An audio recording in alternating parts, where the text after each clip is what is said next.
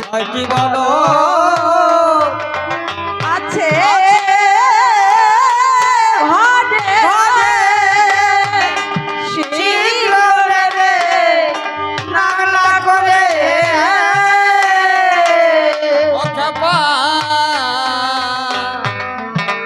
ছয়টি বলদ আছে ঘরে শীঘ্র রে নাংলা করে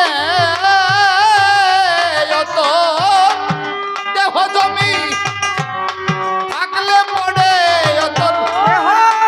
জমি থাকলে পরে দেহ জমি